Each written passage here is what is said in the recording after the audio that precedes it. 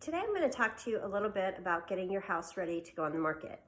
This morning I did a walk around with a client to talk about the things they needed to do to prepare their house for sale.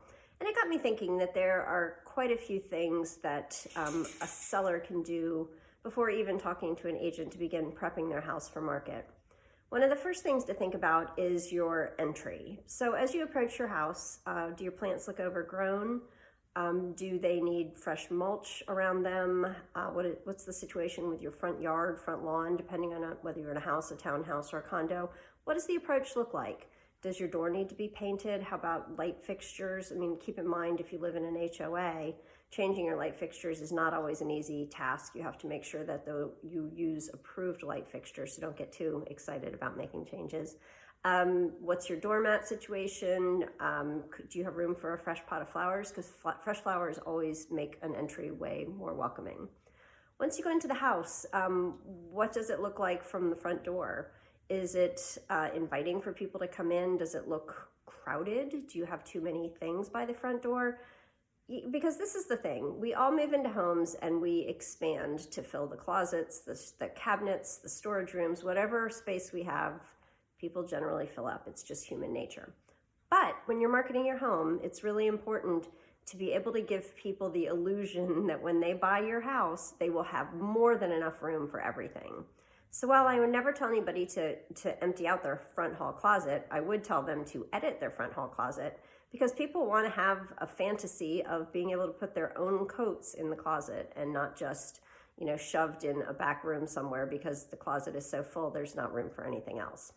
So that's another thing to think about: closets, cabinets, cleaning those out, editing them, as I said earlier, just because you don't want them to be empty, but you do want them to look usable and functional. Moving on to the kitchen, what do your appliances look like? Are they in good shape? If someone walks into your kitchen, is their first thought that they are going to have to drop a couple $1,000s to replace all the appliances? Or are they going to look at it and say, wow, this looks great. Like, I might not like these cabinets, but the refrigerator and dishwasher look like they're in great condition. If there are a lot of things on the countertops, moving those is always a good idea. Again, just giving the illusion of more space, probably more space than they'll actually have when they live there, because of course we all know things sit on the counter, but just to really present your home well. As you go into your bedrooms, again, the whole editing, removing extra furniture, extra chairs, exercise equipment, things like that just clutter up our room, even though they're things that we need. Walking through the bathrooms. One of the first things to look at is grout and caulk. Are they in good shape? Are they clean?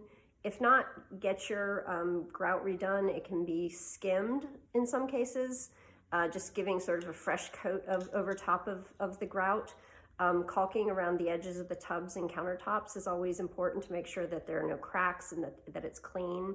And what do your fixtures look like? If they look like they're older and kind of beat up, it's a pretty inexpensive change. And along those same lines, change the fixtures.